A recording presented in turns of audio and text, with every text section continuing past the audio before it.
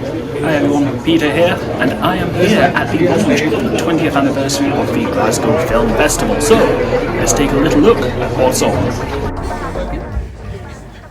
Hi everyone. Perfect. Thank you so much for coming. It's amazing to see so many of you who fought against the weather to come here, so thank you so much. This is the official press launch for Glasgow Film Festival 2024. First thing I'm going to say, and probably also the last thing I'm going to say, is just a friendly reminder that everything that you're going to sort of see today and find out today is embargoed until 1 minute past midnight tomorrow. That's just to give everyone a fair chance just to go home, write everything, file everything, and give us a nice big splash in the papers and online and on radio and TV tomorrow. That includes sharing anything on your social media. Very happy for you to share that you're here at the launch, but just if you can make sure you don't share anything about the content. So this is the 20th edition of the festival, so we're thrilled to celebrate that. It's also the 50th anniversary of GFT, and also the 85th anniversary of the building of the Cosmo Cinema, which is the building that the GFT became. So yeah, we're excited to be celebrating 3 big anniversaries this year. A quick thank you to our supporter, our funders, Screen Scotland, Glasgow Life and the BFI, and we're also thrilled to welcome Newbie on board as a new sponsor for our audience award this year. So I would like to introduce you to Allison Gardner, CEO of Glasgow Film and Director of Glasgow Film Festival. Also from our programming team as well, we have Christopher Kumar and Tomiwa Folorunso.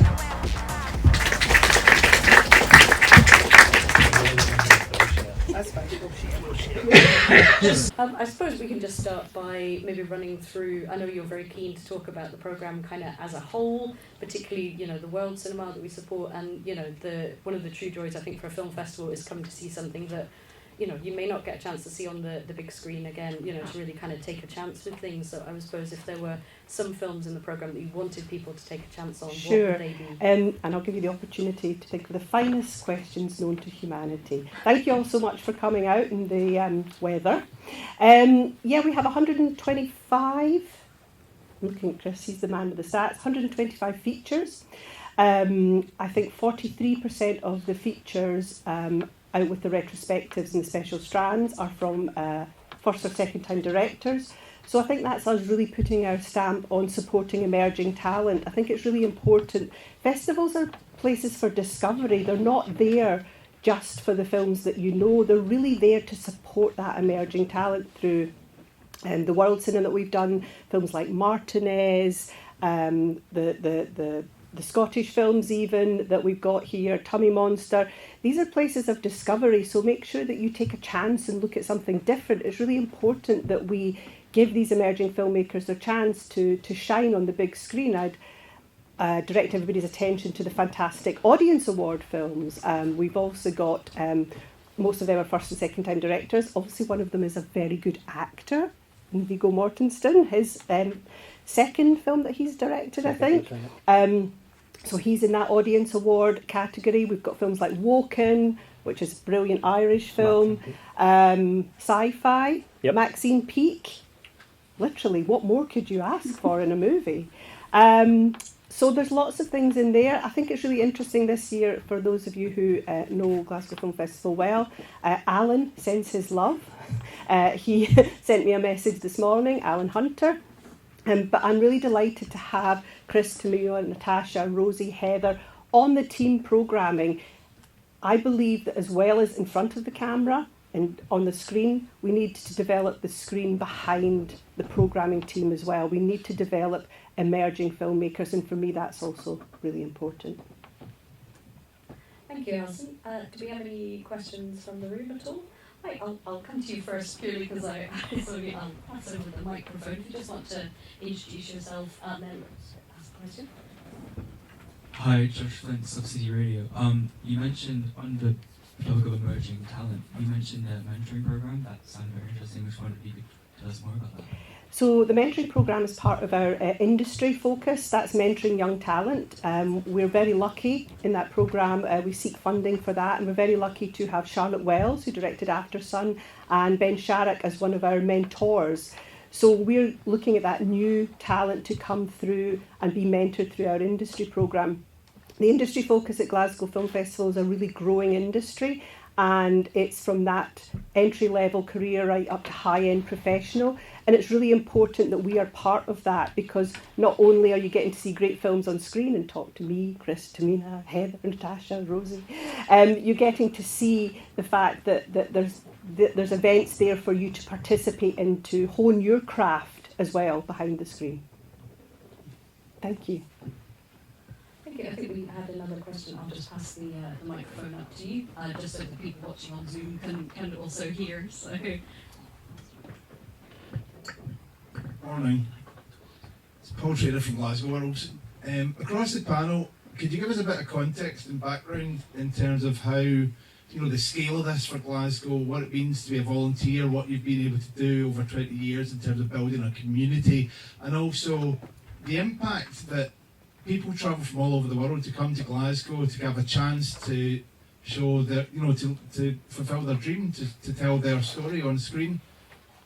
Talk about that. I'll start and then pass on to the people who haven't been here so long. I've been here for every 20 of the festivals since our first edition in 2005, and then obviously when we started curating it for 2007.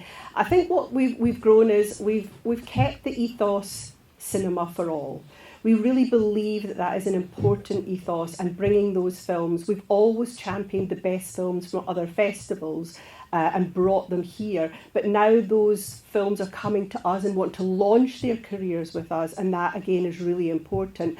I think for me, the audience is key, and I mean the audience both here and also who come to visit us for the first time. One of the things I noticed early on was we had a lot of people from London kept saying to me, distributors and sales agents, people keep talking to me. And I was like, because you're in Glasgow. And they keep asking me what I'm seeing. And I was like, this is the friendliest film festival. People want to know what you're seeing. And I tried to do that when I go to Cannes Film Festival, for example. I tried to talk to people. Not as friendly as you might expect. But I think that for us, it's about that shared communal experience and bringing those great films. Festivals are crucial in the ecosystem for cinema. It's really important that we have those emerging talents and those new voices on the screen, behind the camera, and in our team that we have here. Follow that, she says. Yeah, so for me, this is my 7th film festival, and before that I was, just in those seats. I was a punter. I would come to the festival. I loved Glasgow Film Festival, so I really still feel that quite deeply, and I still have that real connection with the audience, because in my programming, certainly when I'm looking at things, I think about what I would want to see if I was in those seats, and that excitement of looking to the programme when it's launched and choosing and looking at the schedule and seeing what the clashes are. So it's a real buzz for not only the team, for us, just to see so people can see what we've made, we've created. But I can totally still feel that buzz from that other side of it, where the excitement, that build up to opening night, that build up to your planning out your days, and that's really what it is. We want to try and foster a really friendly environment, like Allison says, where people can come in and one of my favourite things is talking to the audience members as they come out of films. And we want to be visible, we want to be around and talking to people and hearing what they think, because a lot of these films are films that you just might not get a chance to see again. And that's a real shame, but unfortunately just in the way that, film is these days, things can disappear. So we're definitely really, really proud of the programme we've built and what we can, showcase to everyone. So yeah, it's all for the audience at the end of the day. They're the people that matter. You're the guys that really make sure we can keep doing what we do. So yeah, that's our main focus. But just buzzing for it to get started. Not too soon yet though, because we've got plenty to let to do. Thank you. How to follow that? I've been working with the festival for 4 years, and I think, kind of like I said in the video, that it's been really nice to watch over the 4 years this community of Black people and people of colour come into the cinema and then return to the festival, to our stand, but also just the cinema all year round. And I also think there's something really special about Glasgow, right? Like, I'll work with other festivals or be in other parts of the world, and everybody always knows about Glasgow. and they always have such good things to say about Glasgow, and I think that's really, really special. I grew up in Edinburgh, but still this is the festival and the cinema that I feel most at home in. It's so friendly, it's so welcoming, and the audiences are just great, and it's really cool to be able to bring cinema to them that they may not usually see or have the chance to see, and that they love. And even if they hate it, that's okay. I mean, they won't hate it because the whole programme's amazing, but if they did, that's still okay. I think it's really exciting to have this place in this city for that conversation and that chat and engagement with film.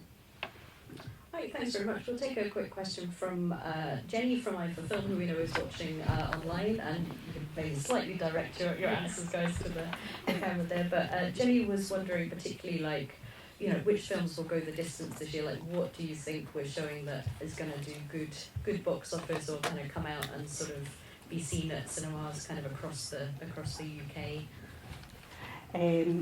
Thank you, Jenny. Hi, Jenny, and hi, everybody on Zoom. I think, obviously, there's a number of films in the festival that already have distribution, so they will certainly go the distance. I think that our opening gala, for example, will be really popular, certainly among a younger crowd, especially at GFT. When it opens, I think, go back to Viggo Mortensen's film, The Dead Don't Hurt has a distributor, so I think that will go the distance. I think if you're a distributor, you should be at this film festival picking up films, because you're watching them with an audience and you can see people's reactions in real time. So I think that's really important. I'm trying to think if there's so many other films. Bleeding Love, the Ewan McGregor and Clara McGregor film, is really excellent as well. I think that will do good business. It's directed by, I can't remember the lady's name, it'll come back to me. Sorry, there's 125 films running around my head. But Clara, I think, was part of the writing crew on that, and Ewan is starring in it. So I think there's lots of great things for everyone. But it's been really great to see at least 2 or 3 of the Audience Award films, or those from first and second time directors, get some distribution. That would be my ideal platform. Nailed it. Great, thank you very much. I think So nailed there's it. a slight sort of expansion also on Jenny's question. So particularly, Jenny had said that Glasgow Film Festival was always punched above its weight when it comes to inclusion and diversity. Thank you, Jenny. And so how is this expanding as the festival sort of celebrates its anniversary and moves forward? I don't know if someone else from the panel wanted to take the microphone for that. Yeah, I'll just quickly say, so from my point of view, obviously I'm mixed race, my father's Malaysian, and you know, from my point of view, I'll really take great pride in being able to, you know, look at Southeast Asian cinema and trying to like incorporate that into the film festival. It's obviously harder just in terms of getting things and you know, availability of things. So it's not always that easy, but you know, certainly I think from my point of view, I look at what we're doing as a team, and we're definitely trying to like use everyone's expertise in the team to like delve into the different areas that they're really interested in. So yeah, I think we're obviously not, you know, perfect, we're not there yet, but we're definitely in the right steps. So I'm very happy with where we're at just now. And I think there's always like, it's also about letting filmmakers know from these communities that this is a place that their film is more than welcome. And so making those kind of like connections and forging those relationships takes time, like any good thing. But I do think there's a team here that is committed to making the time and doing the work so that our programme continues to represent the best cinema. Fantastic, thank you so much. We've got time for maybe one more quick question, if there was one from the room. I'll just pass the mic. Good morning, Terry's Robin here from the Four Lands podcast from Aberdeen. I managed to get here, so that's good. First of all, question for you. Someone mentioned how the percentage of submissions you've had is significantly up this year than before. Is that down to the success of the festival, or is it just cinema bouncing back from the pandemic in general? I think it's probably a combination of both, to be honest. I think people realise now that Glasgow is the place to launch your film career. And also there's lots of films now that in our programme that do Sundance, Berlin, Glasgow. So your world premiere at Sundance, your European premiere at Berlin, and then your UK premiere at Glasgow, and then it goes out into the world. That happens more with distribution. So for example, Girl last year, our opening gala, which was brilliant, premiered at Sundance, went on to Gothenburg, and then came to GFT. Love Lies Bleeding, our opening gala is Sundance, Berlin, and then in Glasgow. So I think those people realise that we have something to offer in terms of launching their films in the right, carefully considered way. Just a question, were you offered the kneecap maybe? We couldn't possibly tell you that. We might have to kneecap you. Set it up there, you set it up there. Well, it's a careful question in Glasgow for sure. Oh, it would work very well in Glasgow. I'm sure it would. Sometimes there's the team here can answer. We don't always get what we want, which I know some of you will find strange if you know me at all and my huge nagging powers. We don't always get what we want. There's a variety of things in play that are out with our control. So, for example, the actors' strike put a lot of things on the back burner because people weren't able to work, and then they got work. So it may have an impact on our guests, for example, because lots of people now, I have to work because I wasn't able to work then. So I think those things are really out with our control. But what we try and do is make sure that everybody knows the film is really important, the audience is really important, and then what you're getting at Glasgow Film is that whole deal about great audiences really loving film. Our audience are really great. I mean, I cannot emphasise it enough. They're cinephilic, they know their stuff, they ask the best questions, mostly. They ask questions. I'll just give you one example of a question. This is a funny story about Richard Gere. So when Richard Gere was here as for his film, which was about a homeless man set in New York, and we had the big issue who were doing the Q&A, and it was a really tense, meaty drama. And I was like, oh no, don't worry, our audience is great. They've trained them over all these years to ask great questions. And the first question was from a woman who said, what's it like being the sexiest man in the world? And I was like, how dare you ask that question? Richard Gere said, come on down and find out. And I was like, don't say that, everybody will be asking that, so and then we did get on to proper questions. But that just goes, our audience really, really love us, and they really love who we bring. So thank you. Thank you so much. I think we'll have to wrap up the general Q&A. I know that some people have pre-booked in quick slots to have one-on-one chats with the team, so if anyone who's pre-booked that, if you just want to head up into the foyer, we will sort of delegate. If anyone else would like a one-on-one chat and you're happy to sort of hang around for 20 minutes or so, we'd be delighted to sort you out.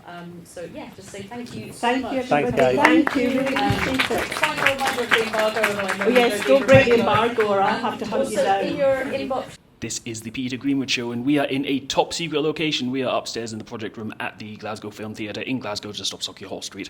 And I have two people who are here to tell me about the Glasgow Film Festival. Could you tell me your name and what you do, please? Yes, I'm Allison Gardner, CEO of Glasgow Film and Director of Glasgow Film Festival. And I'm Chris Kumar, and I'm the programme co-ordinator for Glasgow Film Festival. So let's start with the big news. 20 years of the Glasgow Film Festival. Does it feel like 20 years? Yes. I've been here for every one of those 20, and yes, this little on my crow's feet here, everyone is etched. No, it doesn't actually. Sometimes it's weird when I talk to the staff and somebody says, oh, that was in 2009. I was like, no, I think you should mean 2016. They went, no, 2009 is great fun every year, but sometimes the years all just merge into one. People say things that happened in 2009. I'm like, no, I think you mean 16, but actually it's 2009. So I can't remember. We've had great guests, great premieres, great films, but each year it's born anew. So it's great. So each year you're starting all over again. It's not quite like having a baby, 20 babies, but sometimes it feels like that. And how long have you been with the festival for? So I've been for the festival for 7 years now, but before that I was coming to the festival since about 2010, 2011 time.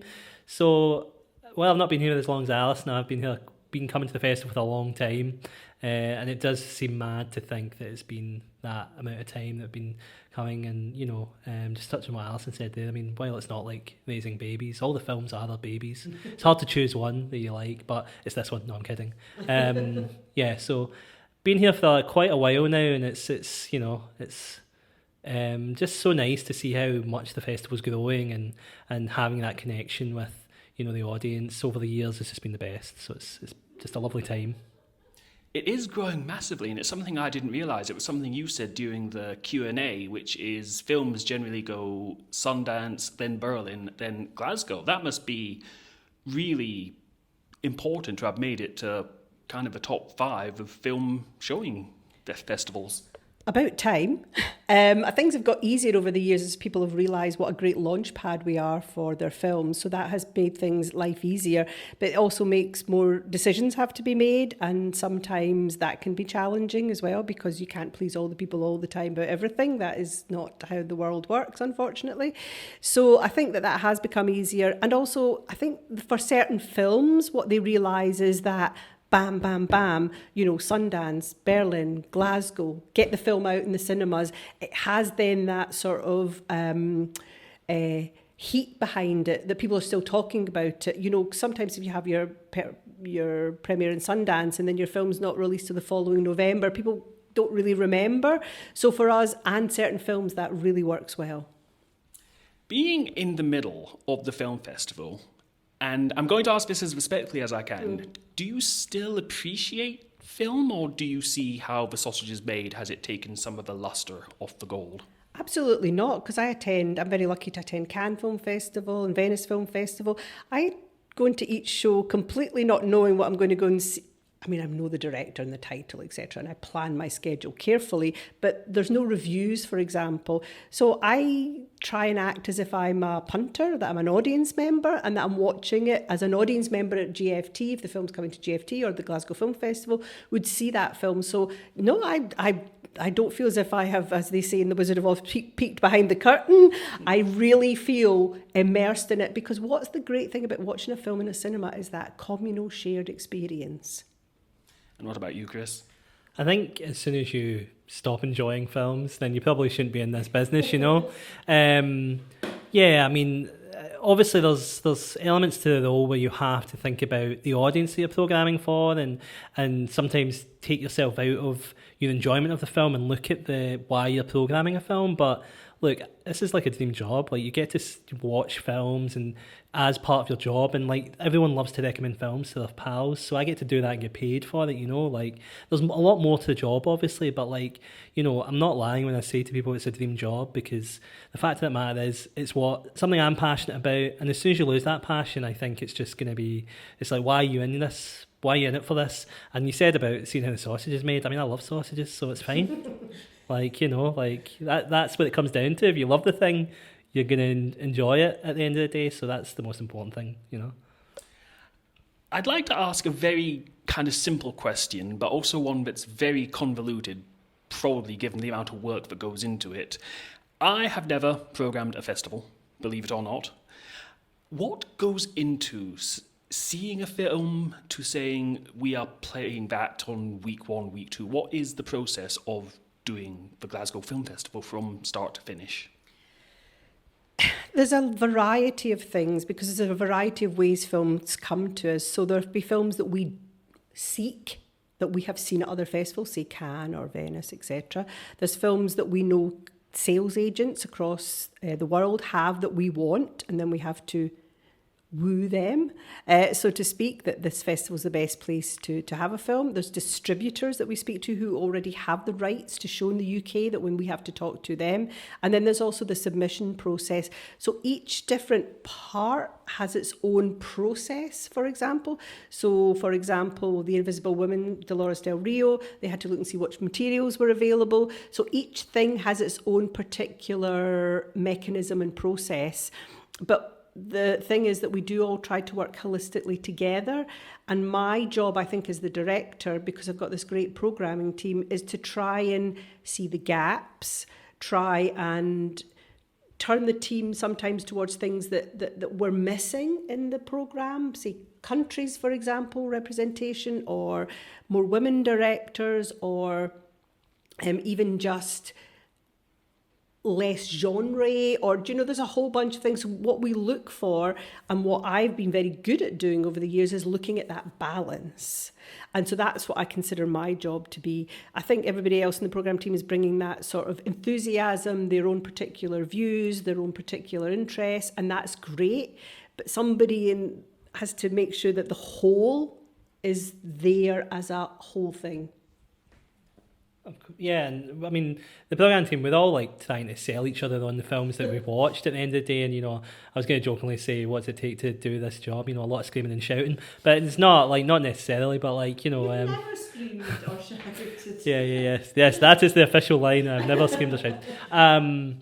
But yeah, a lot of it is, once you've decided on the films that you like and you want to pursue, it's just a lot of discussions that you have to have with, as Alison said, distributors, sales agents, and just seeing if because sometimes it's just a matter of things just don't line up and we just can't specifically get things for that year that we want. So it's just all about figuring out how we can fit things in and what we can get. So a lot of email chains, a lot of discussions, some begging, but by and large, everything you see in the programme is stuff that we are 100% passionate about, and it wouldn't be in the programme if we didn't think it was worth being in there. So, in the end, it all comes together. But, I would be lying in saying if there wasn't some stressful nights where you're trying to desperately want, especially when you're so passionate, you want something, and you're just waiting for them to give you the okay, So, yeah.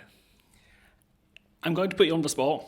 Has there ever been a film you've really wanted to get to the festival and everyone's agreed this should be here this year, we need this, and you've gone to the distributor and they've said, no, and then it's blown up to become a massive film? I mean, it happens all the time. I will not name any names, but it happens all the time. That's all I'm willing to give you. It happens more than you think, and it is just something that I guess you never really get used to it, but there's always another film that you can find. Nothing hinges on one particular film. We will happily survive without specific films if we can't get them. But to answer your question in short, it has happened. But no, I'm not willing to tell you any names. I'm not willing to say any names, but I think why it happens is more interesting rather than who's on my naughty step. I think that why it happens is there's so many moving parts that we, like I mentioned at the press launch, are not in control of. So actor strike being one, or when they release it in the States, for example, so we can't release too far in front of the States because they have the bigger territory. So there's many different reasons for it happening, reasons that we literally cannot control. And I'm being a bit of a control freak. I find that quite, difficult. So apparently me just phoning up distributors and nagging a lot, and I mean a lot, sometimes works, but sometimes doesn't, because there are considerations that we can't control. And that's the reality. That's what life's like anyway. Yeah, you don't always get what you want, unfortunately. That is just the way it is. It'd be lovely if you could, though, wouldn't it? So I think you'd get sick of it if you always got what you want. That's a good point. Yeah, it's like, I want this. I've got this. Okay, now what do I do with the rest of my day? Yeah. Well, think about the Talking Heads song. You may find yourself, I can't remember the title of the song, but, you think about it, pursuing things, changing things, adapting. These are human traits, and that's what we do in the festival. There's nothing wrong with that, because that's literally what life is like, and you have to adapt and change and say, okay, that's gone now, let's move on. Wine helps, of course, obviously, in my case. Going into the 20th year of the festival, if you had to sum it up with 5 words, not 3, 5, what 5 words would you use for the 20th anniversary of the Glasgow Film Festival? I'd say emerging talent, support us, fun. As well, let's see. Friendly, exciting, discovery, mental, enjoyable, I guess. That's the overriding thing. The fact of the matter is, you come to the festival and you're going to have a good time. And how do you see the festival growing going into the future, into the 21st year and beyond? I try not to look that far ahead because I don't have that much headspace, but actually I'm quite keen on not being too big, and there's a reason for that. I think 128, 130, 40 features is about enough in terms of capacity for space that we currently have an audience.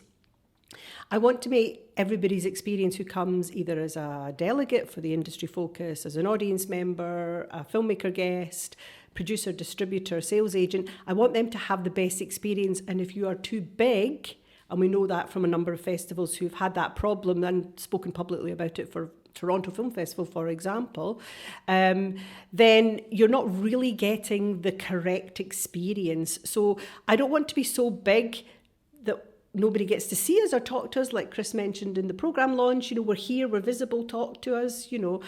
Now when people say to me they didn't like a film, I'm just going to have to say, well, Chris chose it. I used to say when Alan chose it, but now I'm just going to have to say when Chris chose it. So I want to be visible, and I want people to have a good experience, and so grow in what I consider to be a environmentally sustainable way, but also in an economically stable way and sustainable way. Yeah, and I think you need to remember as well, we're celebrating a milestone, but, 20 is not old. We can't even drink in America yet. So, it wasn't built in a day, and I think for me, my sort of point of view, I'm hopefully going to be here at the festival for the foreseeable, working on the programme, but, we just want to keep trying to grow the programme and make it a must-see thing every year. That's something that's people are looking forward to actively every year, they're excited for, and I think we've done a good job of that so far. But it's just all about scaling it up ever so slightly, so it just becomes more of a, especially UK-wide, it becomes more of a must-see, event that happens, that programme launch, and then people will hopefully travel from further afar to come and see the festival. But yeah, like Alison says, I think from the point of, keeping it slightly smaller, as she says, we want to make sure that the quality is still there. We do not want to, impede on the quality of the films that are in there, and that's always going to be the main focus. And in an ideal scenario, that will carry you through and help you grow, because people will start to trust you and realise that this is the place that I need to go and check out films, So Thank you for your time today. My pleasure. Thank you.